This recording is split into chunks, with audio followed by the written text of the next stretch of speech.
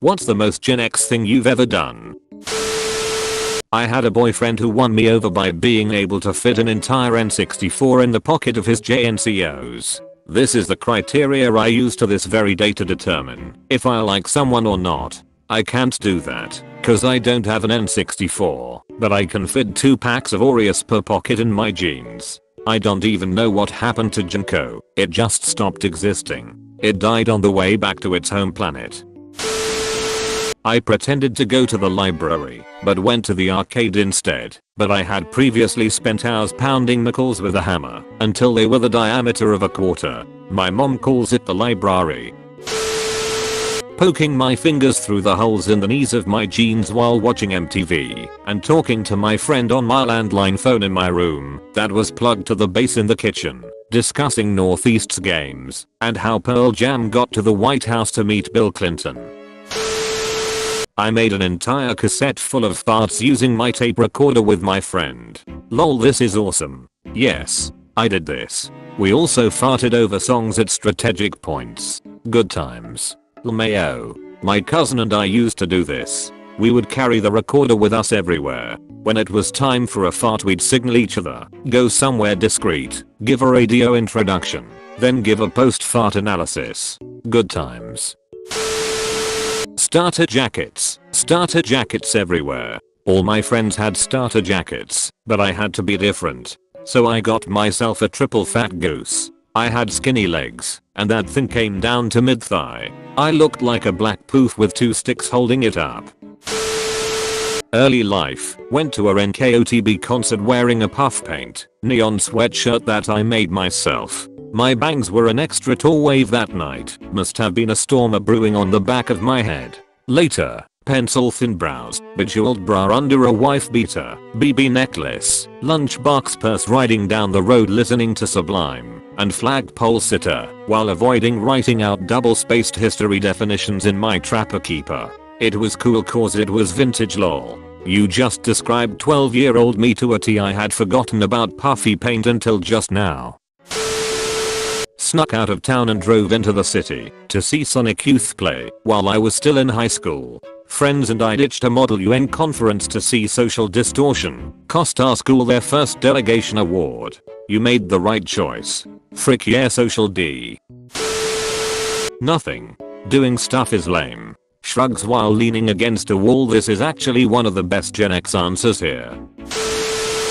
Found pronoun in the woods while mixing sometime in 1988. Me and 3 friends all around age 10 were exploring the woods behind our neighborhood. There was a big cow pasture bordering the woods. We decided we would build a fort in a small depression right at the border of forest and pasture.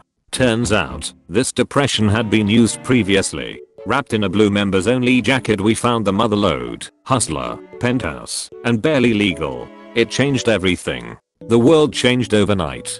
I could hear Ali North testify on TV down the hall, while I stared wonderingly at she-male porn on the back pages of Hustler and shock at girls who looked barely older than me in Barely Legal. Woods pornman, thank you. Stand by me sequel confirmed. I'll bring the leeches. Vern. Thought that command line, DOS, was superior to Windows 90 lies. I remember thinking that Windows was a just fad that wouldn't pick up and we'd all stay on DOS for good. And at launch Windows 95 it was total garbage. I felt vindicated. Then they fixed it. As for the web, I had heard of rumblings about it, but I liked my Telnet and FTP, so like how could it be better? Well, one day I was hanging out with my co-DJ for our college radio show. He was shocked that I haven't even seen the WWW yet, so he brought up Mosaic on the computer lab PC and showed me around. I wasn't impressed until about 5 minimums later when he showed me this web page where some dude put Pop-Tarts in a toaster and then jammed it until the Pop-Tarts exploded. Kinda like the first run at a Mythbusters concept. It was a hilarious read and I was hooked. This must have been backquote 94. Made a mixtape from my binder full of CDs. I ripped all my CDs and used Winamp to play the MP3s from my laptop through my car stereo using a cassette converter. Winamp? Now that's a name I haven't heard in a long time. It really whips the llama's fanny. It's apparently still around. I walked into a coworker's office and he had it on one of his monitors, listening to CDs he had ripped. I could compose a text using a physical 12-button phone keypad faster than I could type on a keyboard. T9. You know it. Played MUDs on AOL while chatting with strangers on AIM. Yeah MUDs, and getting excited because you upgraded your modem from 9600 to 28.8K. So fast. I was forbidden to watch The Simpsons or Oseen. Also my mom was very concerned that satanic cultists would try to lure me with Dungeons and Dragons and forbade me from playing. I had never even played Dungeons and Dragons before and didn't even know anyone who had. The satanic panic of the 80s. Satan worshippers were in our music, on our TV shows, and hiding in the shadows just trying to convert us tweens to Satanism. Lived through the satanic panic. It did far more damage to my belief in religion than it did to my desire to play Dungeons and Dragons lol.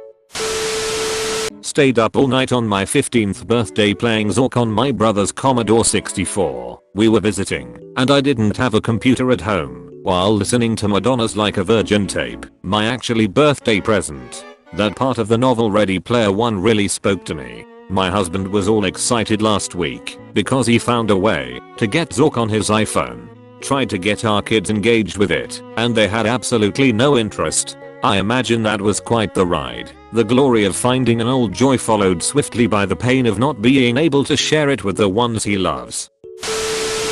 Early life. Went to a NKOTB concert wearing a puff paint neon sweatshirt that I made myself. My bangs were an extra tall wave that night. Must have been a storm a brewing on the back of my head. Later, pencil thin brows, bejeweled bra under a wife beater, BB necklace, lunchbox purse riding down the road listening to Sublime, and flagpole sitter while avoiding writing out double-spaced history definitions in my Trapper Keeper. It was cool cause it was vintage lol. Early life. Went to a NKOTB concert wearing a puff paint neon sweatshirt that I made myself. My bangs were an extra tall wave that night. Must have been a storm a brewing on the back of my head. You just described 12-year-old me to a T. I had forgotten about puffy paint until just now. Was unsupervised all summer, from after breakfast until dinner, equipped with only a bike and an imagination. Didn't get kidnapped, and didn't get molested. Didn't wear a helmet or sunscreen. How did I make it this far? To clarify, dad was at work and mom was home all day, but we weren't. We were busy playing in creeks, making up games, building tree forts in places we definitely weren't allowed, swimming, running in the rain, and splashing in puddles. Yes, actual freedom. We got kicked out of the house after breakfast and weren't allowed back inside until the street lights came on. Rode bikes, built weapons, caught frogs, explored storm sewers, pretended to be astronauts, ninjas, G-Force, animals and or superheroes, and had epic battles with armies of Star Wars figures. No one died, no one was kidnapped, no one had phones, although we did rip or tear a lot of clothing, especially knees and zippers for some reason. We would have been great friends. Glad you survived the outside too. I kept a Flavor Saver patch of hair under my bottom lip for far too long. Like, well into my mid-30s. My brother, GenX, did this too. Was your tongue pierced? Sadly, no. Never once had snoo without a condom from 16 to about 30 for fear of dying from AIDS. The fear was real. This is so real. Unprotected snoo was absolutely a death sentence in our minds. In high school, we did a tribute to Freddie Mercury to raise money for AIDS awareness. Gen Zers have a totally different reaction from other generations to anything dealing with AIDS. Reed and the band played on as a teen, and was never the same. Don't forget to like and subscribe. And ring the bell.